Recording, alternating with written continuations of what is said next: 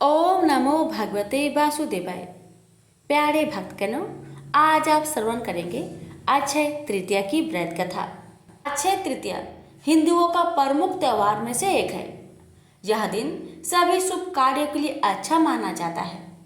इसे लोग आखा तीज के नाम से भी जानते हैं। इस दिन देवी लक्ष्मी, भगवान विष्णु, कुबेर भगवान और गणेश जी की पूजा का विधान है। इस व्रत को विवाहित कन्या को भी उत्तम वर प्राप्ति के लिए अवश्य करना चाहिए। जिनको संतान नहीं हो, स्त्रियां भी इस व्रत को श्रद्धा पूर्वक करके संतान सुख प्राप्त कर सकती है। अक्षय तृतीया पर मूल्यवान वस्तुओं की खरीदारी और दान पुण्य के कार्य भी शुभ माने गए हैं। विशेषकर सोना खरीदना इस दिन सबसे ज्यादा शुभ होता है। इससे धन की प्राप्ति और दान पुण्य अक्षय बना रहता है। इस साल अक्षय तृतीया का त्यौहार शुक्रवार 10 मई को मनाया जाएगा। तो आइए श्रवण करते हैं कथा शुरू करने से पहले कमेंट बॉक्स में लक्ष्मी नारायण की जय अवश्य लिखें। अक्षय तृतीया की एक कथा के अनुसार प्राचीन काल में एक धर्मदास नामक वैश्य था। धर्मदास अपने परिवार के साथ एक छोटे से गांव में रहता था। वह बहुत ही गरीब था। वह हमेशा अपने परिवार के भरण पोषण के लिए चिंतित रहता था। उसके परिवार में कई सदस्य थे। धर्मदास बहुत धार्मिक प्रवृत्ति का व्यक्ति था। उसका सदाचार तथा देव एवं ब्राह्मणों के प्रति उसकी श्रद्धा अत्यधिक प्रसिद्ध थी। अक्षय तृतीया व्रत के महात्म्य को सुनने के पश्चात उसने अक्षय तृतीया पर्व के आने पर सुबह जल्दी उठकर गंगा में स्नान करके विधि पूर्वक देवी देवताओं की पूजा की। व्रत के दिन सामर्थ्य अनुसार जल से भरे घड़े, पंखे, जौ, सत्तू, चावल, नमक, गेहूं, गुड़, घी, दही, सोना तथा वस्त्र आदि वस्तुएं भगवान के चरणों में रखकर ब्राह्मणों को अर्पित की। यह सब दान देखकर धर्मदास के परिवार वाले तथा उसकी पत्नी ने उसे रोकने की कोशिश की। उन्होंने कहा कि अगर धर्मदास इतना सब कुछ दान में दे देगा तो उसके परिवार का पालन पोषण कैसे होगा। फिर भी धर्मदास अपने दान और पुण्य कर्म से विचलित नहीं हुआ और उसने ब्राह्मणों को कई प्रकार का दान दिया। उसके जीवन में जब भी अक्षय तृतीया का पर्व आया, प्रत्येक बार धर्मदास ने विधि से इस दिन पूजा एवं दान आदि कर्म किए। अनेक रोगों से ग्रस्त तथा वृद्ध होने के उपरांत भी उसने उपवास करके धर्म कर्म और दान पुण्य किया। यही वैश्य दूसरे अगले जन्म में कुशावती का राजा हुआ। मान्यता है कि अक्षय तृतीया के दिन किए गए दान पुण्य व पूजन के कारण वह अपने अगले जन्म में बहुत धनी एवं प्रतापी राजा बना। वह इतना धनी और प्रतापी राजा था कि त्रिदेव तक उसके दरबार में अक्षय तृतीया के दिन ब्राह्मण का भेष धारण करके उसके महायज्ञ में शामिल होते थे। अपनी श्रद्धा और भक्ति का उसे कभी घमंड नहीं हुआ। वह प्रतापी राजा महान एवं वैभवशाली होने के बावजूद भी धर्म मार्ग से कभी विचलित नहीं हुआ। माना जाता है कि यही राजा आगे के जन्मों में भारत के प्रसिद्ध सम्राट चंद्रगुप्त के रूप में पैदा हुए थे। जैसे भगवान ने धर्मदास पर अपनी कृपा की, वैसे ही जो भी व्यक्ति इस अक्षय तृतीया की कथा का महत्व सुनता है और विधि विधान से पूजा एवं दान आदि करता है, उसे अक्षय पुण्य एवं यश की प्राप्ति होती है। प्रेम से बोलिए लक्ष्मी नारायण की जय। लक्ष्मी माता की कहानी। एक बार लक्ष्मी जी ने मनोहर रूप यानी बहुत ही अद्भुत रूप धारण करके गायों के एक झुंड में प्रवेश कर लिया और उनके इस सुंदर रूप को देखकर गायों ने पूछा कि देवी आप कौन हैं और कहाँ से आई हैं। गायों ने ये भी कहा कि आप पृथ्वी की अनुपम सुंदरी लग रही हो। तब गायों ने एकदम से कहा कि सच सच बताओ, आखिर तुम कौन हो और तुम्हें कहाँ जाना है। तब लक्ष्मी जी ने विनम्रता से गायों से कहा कि तुम्हारा कल्याण हो। असल में मैं इस जगत में अर्थात संसार में लक्ष्मी के नाम से प्रसिद्ध हूँ और सारा जगत मेरी कामना करता है, मुझे ही पाना चाहता है। मैंने दैत्यों को छोड़ दिया था और इसलिए वे सदा के लिए नष्ट हो गए। इतने ही नहीं, मेरे आश्रय में रहने के कारण इंद्र, सूर्य, चंद्रमा, विष्णु, वरुण तथा अग्नि आदि सभी देवता सदा के लिए आनंद भोग रहे हैं। इसके बाद माँ लक्ष्मी ने कहा कि जिनके शरीर में मैं प्रवेश नहीं करती वे सदैव नष्ट हो जाते हैं और अब मैं तुम्हारे शरीर में ही निवास करना चाहती हूँ। लेकिन इसके बाद भी कथा अभी खत्म नहीं हुई, क्योंकि गायों ने अब तक माँ लक्ष्मी को अपनाया नहीं था। गाय ने क्यों किया माँ लक्ष्मी का त्याग? देवी लक्ष्मी की इन बातों को सुनने के बाद गायों ने कहा कि तुम बड़ी चंचल हो, इसलिए कभी कहीं नहीं ठहरती। इसके अलावा तुम्हारा बहुतों के साथ भी एक सा ही संबंध है, इसलिए हमें तुम्हारी इच्छा नहीं है। तुम्हारी जहाँ भी इच्छा हो तुम चली जाओ। तुमने हमसे बात की, इतने में ही हम अपने आप को तुम्हारी कृतार्थ यानी तुम्हारी आभारी मानती हैं। गायों के ऐसा कहने पर लक्ष्मी ने कहा कि ये तुम क्या कह रही हो? मैं दुर्लभ और सती हूँ, अर्थात मुझे पाना आसान नहीं, पर फिर भी तुम मुझे स्वीकार नहीं कर रही। आखिर इसका कारण क्या है?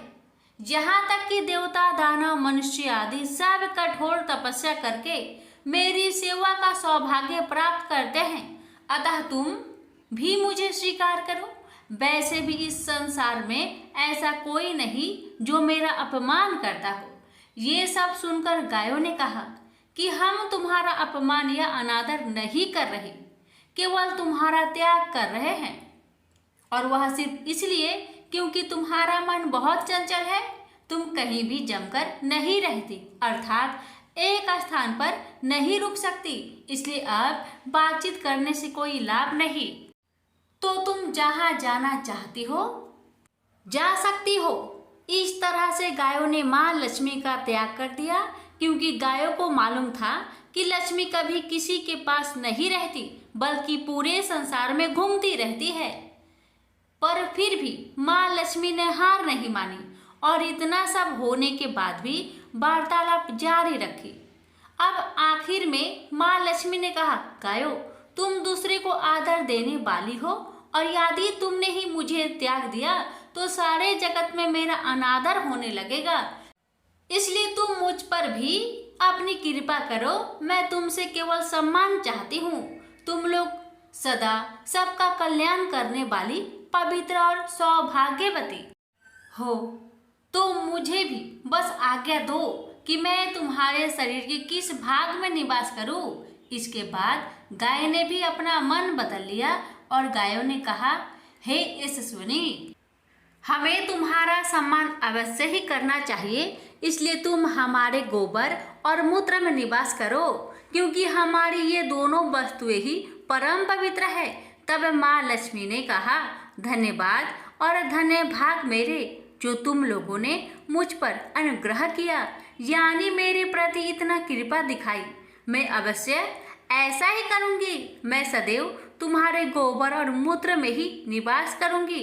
सुखदायिनी गायो अर्थात सुख देने वाली गायो, तुमने मेरा मान रख लिया, अतः तुम्हारा भी कल्याण हो। बस यही वचन है कि गाय की इन दोनों वस्तुओं को लक्ष्मी का ही रूप समझा जाता है।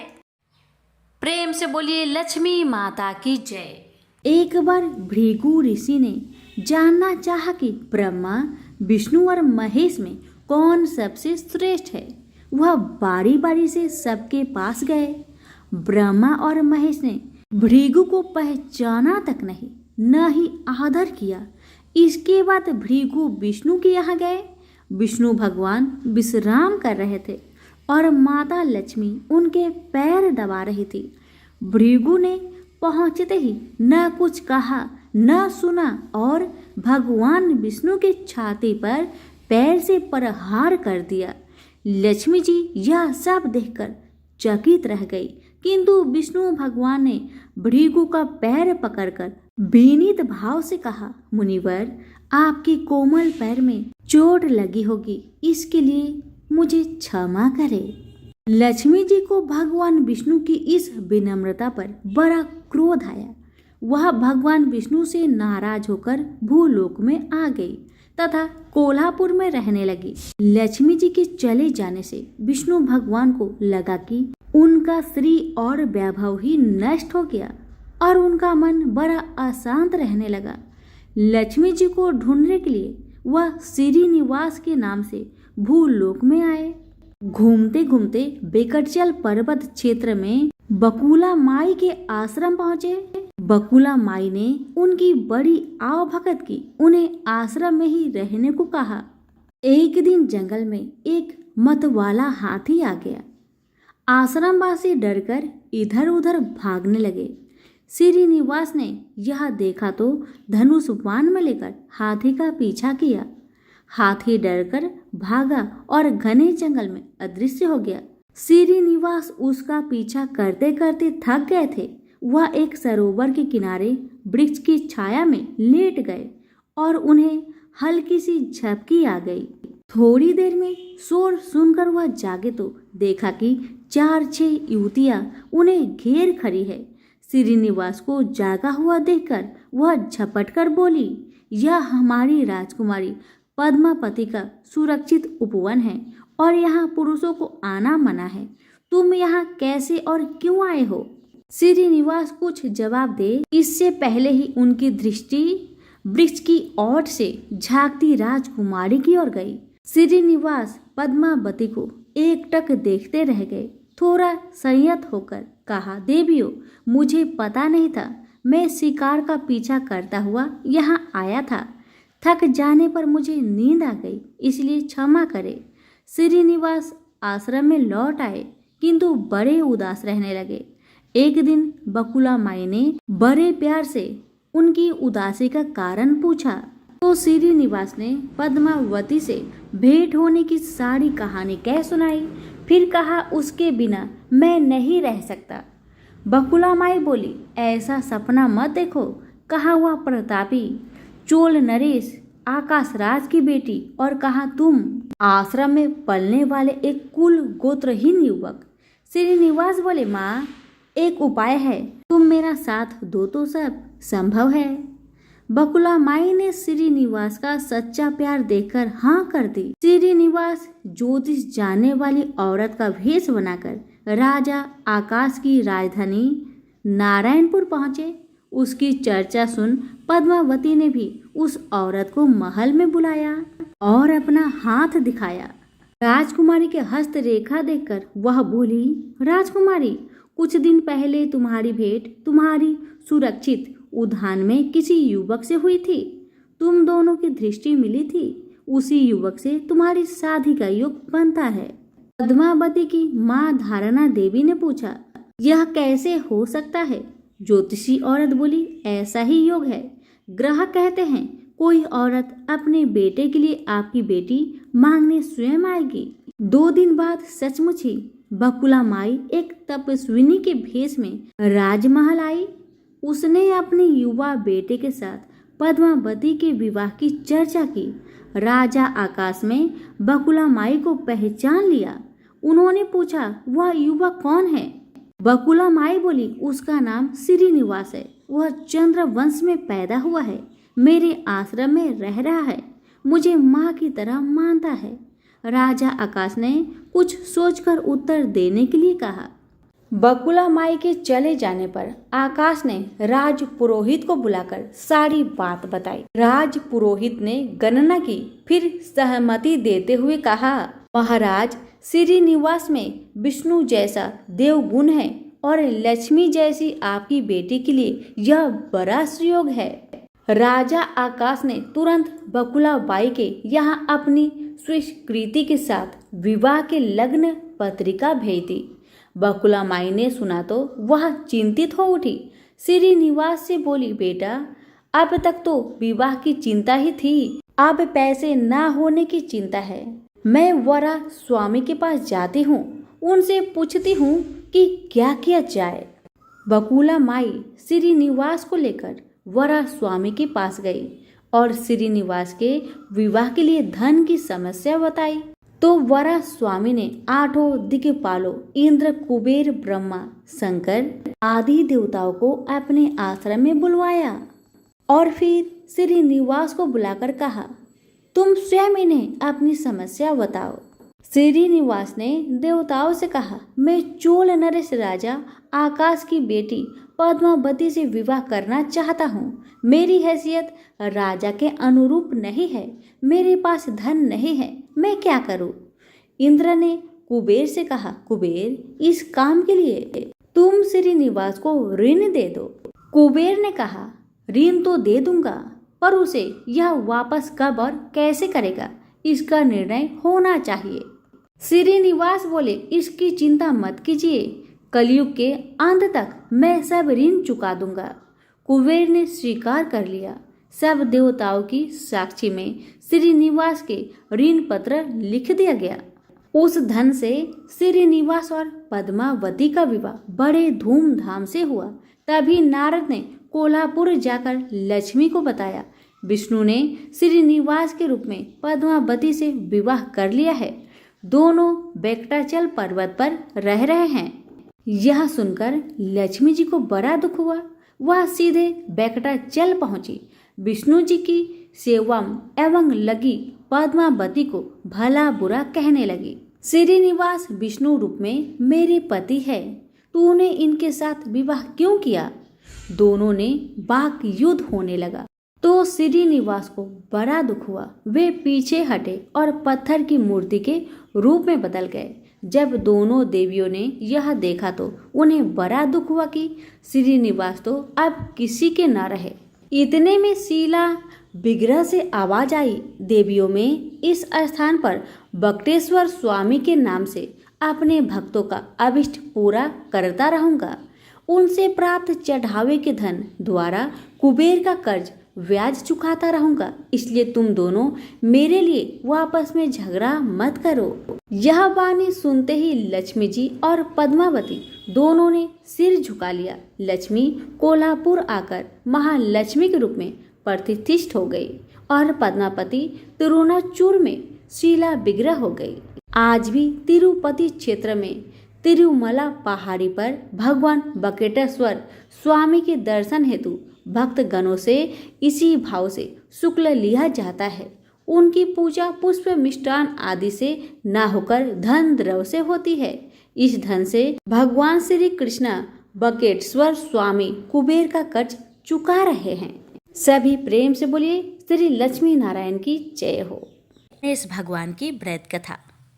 एक बार जब भगवान शिव भूलोक भ्रमण पर थे, तब माता पार्वती की 2 परम प्रिय सखियां उनके पास पहुंची। उनमें से एक का नाम जया था और दूसरी का नाम विजया।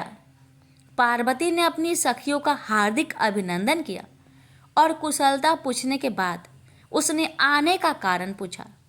कहो सखियों, कैसे आना हुआ। पार्वती बोली, लेकिन मुझे भी तो पता चले कि आखिर तुम्हारी समस्या क्या है। विजया बोली, समस्या यह है कि हम स्वयं को असुरक्षित महसूस कर रहे हैं।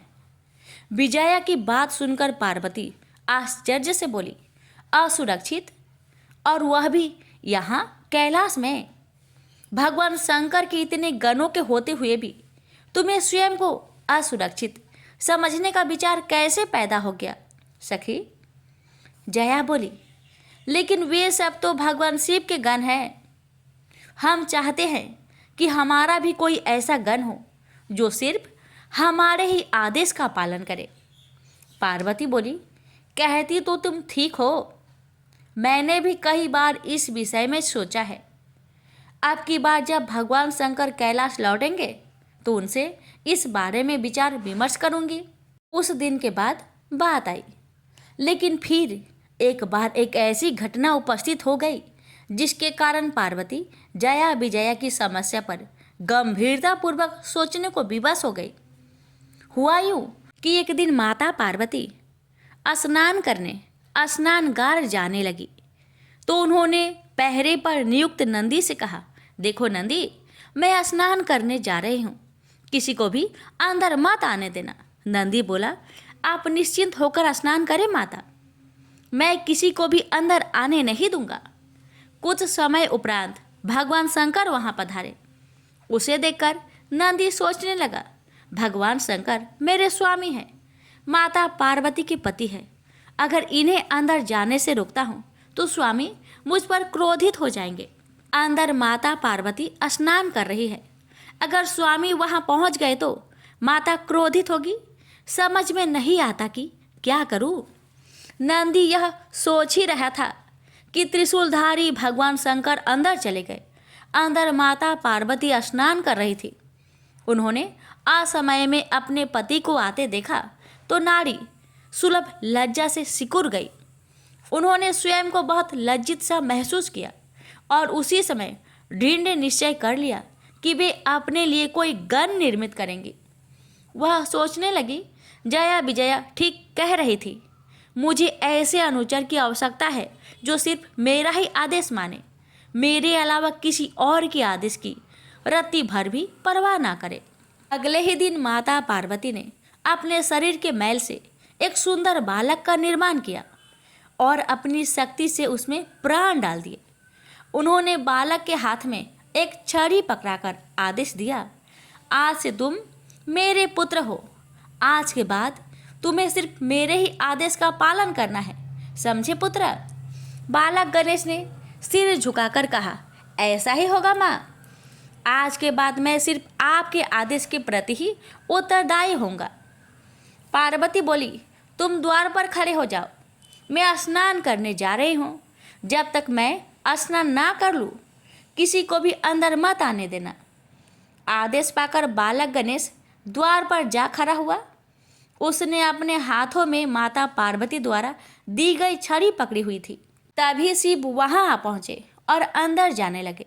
यह देख बालक गणेश शिव के सामने छड़ी तान कर बोले, ठहरिए, आप अंदर नहीं जा सकते। बालक की बात सुनकर भगवान शिव को बड़ा आश्चर्य हुआ।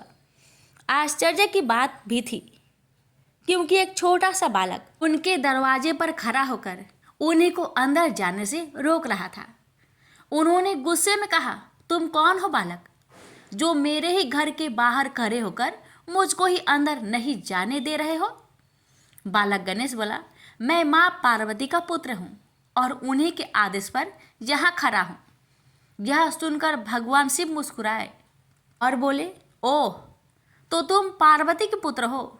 सुनो बालक, यह घर मेरा है, मैं इस घर का स्वामी हूँ और तुम्हारे माँ पार्वती का पति हूँ। शिव की बात सुनकर बालक गणेश बोला, आपका नाम क्या है। मेरा नाम शिव है। बालक बोला, कुछ भी हो, जब तक माता पार्वती आपको अंदर आने की इजाज़त नहीं देगी मैं आपको अंदर नहीं जाने दूंगा। आप नहीं जानते माँ इस समय स्नान कर रही है, लेकिन मैं उसका पति हूँ बालक। उसका आदेश मुझ पर लागू नहीं होता। कर्तव्य परायणता अच्छी चीज़ है, लेकिन वह हर समय हर किसी पर लागू नहीं होते, समझे। अब रास्ता छोड़ो, मुझे देर हो रही है। आप कोई भी क्यों न हो, मैं आपको अंदर नहीं जाने दूंगा। माता पार्वती का ऐसा ही आदेश है।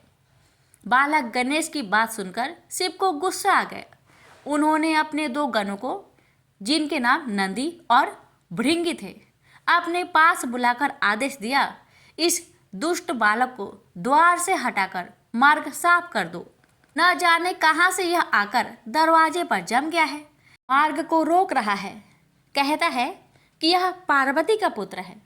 अपने स्वामी का आदेश पाकर नंदी और भृंगी बालक गणेश के पास पहुँचे और बोले, रास्ता छोड़ो बालक, हमारे स्वामी पधारेंगे। ये स्वयंभू भगवान आशुतोष है, इनके सामने धृष्टता करना अपराध है। स्वामी नाराज हो गए तो अनर्थ हो जाएगा, तुम संकट में पड़ जाओगे। हमारे स्वामी नाराज होते हैं तो होते रहे, मुझे इसकी कोई परवाह नहीं है। मैं अपनी माता पार्वती का आदेश नहीं टाल सकता। नंदी और भृंगी दोनों गणेश को जबरन द्वार से हटाने को आगे बढ़े, किंतु वे गणेश को छू भी ना सके। गणेश ने माता पार्वती द्वारा प्रदत्त छड़ी से उनकी धुनाई शुरू कर दी। धुनाई इनकी जबरदस्त थी कि दोनों वहां से भागकर शिव के पास पहुंचे और अपनी असफलता बताई। यह सुनकर शिव क्रोधित हो उठे। उन्होंने अपने अन्य गणों को बुलवाया और गणेश को द्वार से हटाने का हुक्म दिया। पकड़ लो उस बालक को और उसे यहाँ से ले जाओ। मैं स्वयं उसको उसकी धृष्टा के लिए दंडित करूँगा।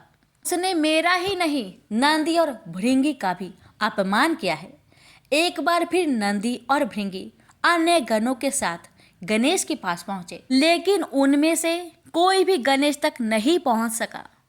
गणेश की छड़ी से अग्नि की लपटें उठी और सीधी गणों से जा टकराई। शिवगण चीखते चिल्लाते भगवान शिव के पास पहुंचे और बोले, स्वामी रक्षा करो। उस बालक की छड़ी से जो अग्नि निकली उससे हम बुरी तरह सुलझ गए हैं। उसे छूना तो दूर, हम तो उसकी परछाई तक भी नहीं पहुंच सके। शिव ने गणों की ओर देखते हुए घृणा से मुंह बनाकर कहा, धिक्कार है तुम सब पर। एक ऐसे बालक को जिसके हाथ में हथियार के नाम पर सिर्फ एक छड़ी है, तुम लोग काबू में नहीं कर सके। आनन फानन में ही यह समाचार चारों दिशाओं में फैल गया। देवराज इंद्र, भगवान विष्णु, पितामह ब्रह्मा सहित सब देवता कैलाश जा पहुंचे। इंद्र ने शिव से कहा, प्रभु कौन बालक है? यह इसकी मार तो बड़ी विकट है। आपके सारे गण कोशिश करने के बावजूद भी इसे छू तक नहीं पा रहे हैं। शिव बोले, सुरराज, तुम स्वयं देवों के सेना सहित जाओ और उस बालक को पकड़ लाओ। उसे मारना नहीं, मैं स्वयं अपने हाथों से उसे दंडित करना चाहता हूँ। इंद्र देवताओं की एक विशाल सेना लेकर गणेश पर टूट पड़ा। विकट संग्राम छिड़ गया। उसके आग्नेय अस्त्र गणेश पर अग्नि वर्षा करने लगे, किंतु बालक गणेश तक वे अस्त्र पहुंच ही नहीं पा रहे थे। यह देख इंद्र सोचने लगा, यह कैसा चमत्कार है। मेरा कोई भी अस्त्र इस पर काम नहीं कर रहा, उल्टे इसकी छड़ी से अग्नि की चिंगारियां निकलकर मेरे सैनिकों को जलाए डाल रही है। इधर माता पार्वती अपनी सखियों के साथ स्नानगार से निकल आई। बाहर उन्होंने जो दृश्य देखा उसे देखकर वह आश्चर्यचकित होकर बोली, अरे ये क्या है? यहाँ तो विकट संग्राम छिड़ा हुआ है। सभी देव सेना, भगवान शिव के गण एक छोटे से बालक पर टूट पड़ रहे हैं। यह तो सरासर अनर्थ है। मैं यह अनर्थ कभी नहीं होने दूंगी। मैं अपने बच्चे गणेश का बाल भी बाका नहीं होने दूंगी। यह कहकर पार्वती ने अपने हाथ के संकेत से गणेश में अपनी शक्ति भर दी। शक्ति पाकर गणेश और भी उग्र हो उठे। उन्होंने दोगुने जोश में देवों और शिव गणों का विनाश करना आरंभ कर दिया। सब और हाहाकार मच गया। शिवगण और देवता मैदान छोड़कर भाग निकले। इंद्र भागा भागा भगवान शिव के पास पहुंचा और हाथ जोड़कर बोला, प्रभु आप ही संभालिए उस बालक को। वह कोई सामान्य बालक नहीं है। मेरी सारी सेना पर उसने ऐसी भयंकर अग्नि वर्षा की है कि सेना का मनोबल टूट गया है। मैं स्वयं मुश्किल से अपनी जान बचाकर यहाँ तक पहुँचा हूँ। भगवान शिव ने विवशता पूर्ण नेत्रों से विष्णु की ओर देखा। विष्णु उनका आशय समझ गए, अतः बोले, आप चिंतित ना हो आशुतोष, मैं अभी उस बालक को दंडित करता हूँ। यह कहकर भगवान विष्णु गरुड़ पर बैठकर गणेश के सम्मुख जा पहुँचे। अतः उन्होंने गणेश को समझाने की कोशिश की, किंतु गणेश तो उस समय रौद्र रूप धारण किए हुए थे। उन्होंने विष्णु की एक ना सुनी और उन पर आक्रमण कर दिया। चारों ओर अग्नि वर्षा होने लगी। भयंकर अग्नि वर्षा से गरुड़राज घबरा गए। उन्होंने भगवान विष्णु से प्रार्थना की, प्रभु यदि कुछ देर और युद्ध में रहा तो मैं जल जाऊंगा, इसलिए आज्ञा दे तो मैं युद्ध भूमि से आपको लेकर निकल चलूं। गरुड़ की बात सुनकर विष्णु बोले, तुम ठीक कहते हो गरुड़, इस वक्त रणभूमि में रुकना बुद्धिमानी नहीं है। निकलो चलो, भगवान शंकर स्वयं उससे निपट लेंगे। विष्णु पराजित होकर शिव के पास पहुँचे। उन्होंने शिव से कहा, उस बालक को सीधे युद्ध में हराना असंभव है।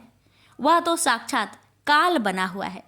उसे छल से ही मारा जा सकता है। शिव बोले, तो फिर आप मुझे क्या करने की सलाह देते हैं? विष्णु बोले, मैं उसे अपनी माया से मोहित करता हूँ, फिर जैसे ही आपको अवसर मिले उसका वध कर दीजिए।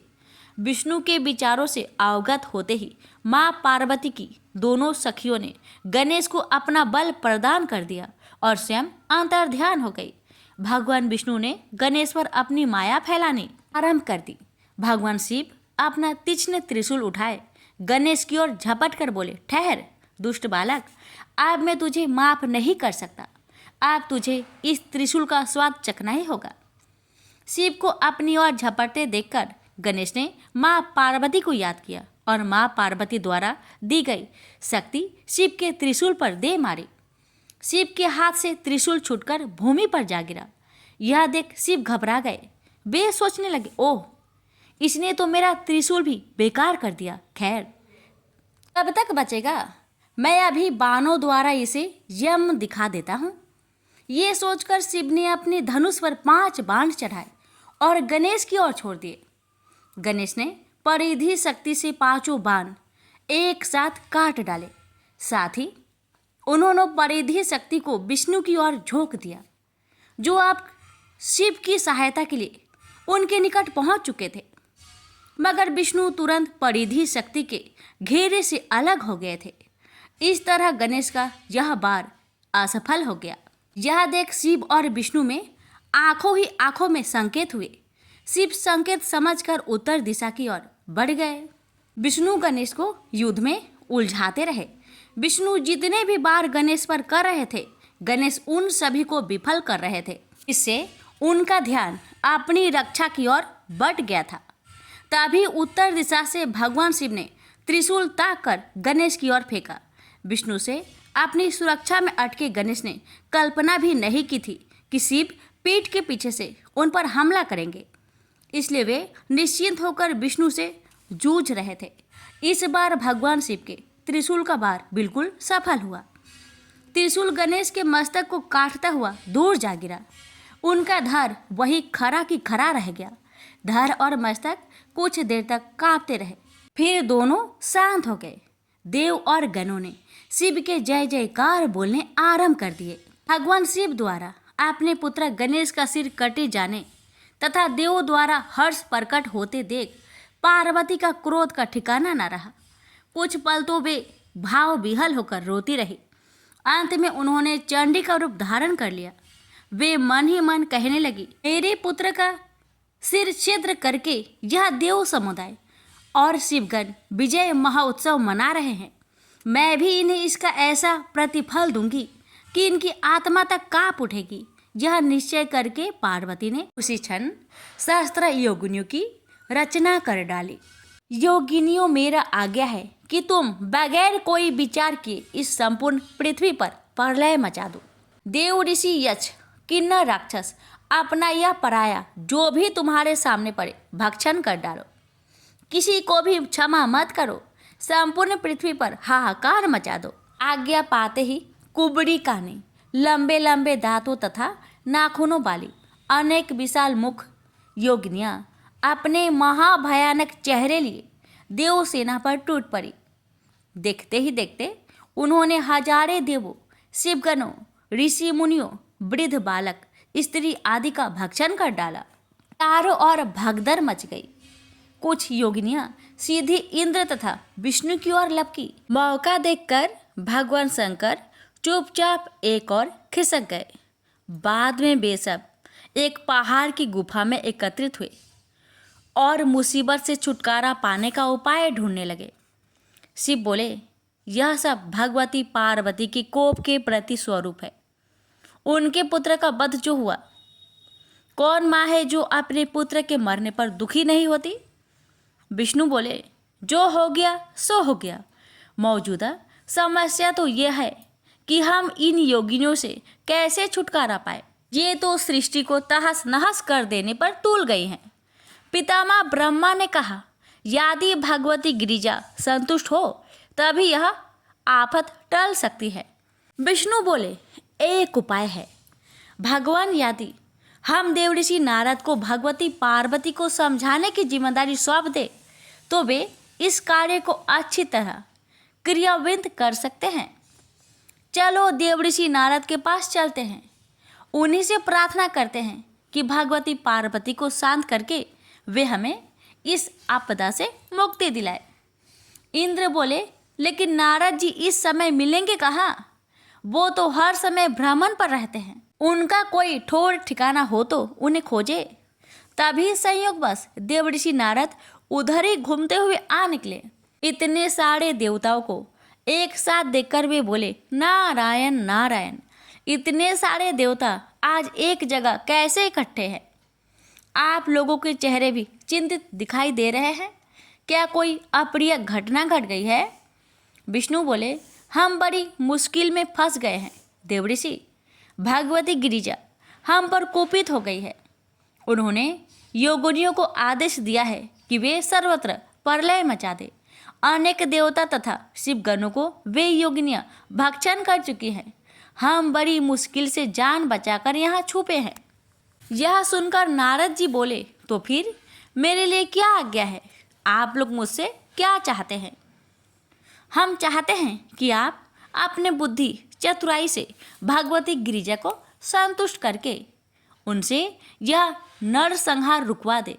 नारद बोले, आप सब लोग मेरे साथ चलिए, हम सब मिलकर भगवती की स्तुति करेंगे।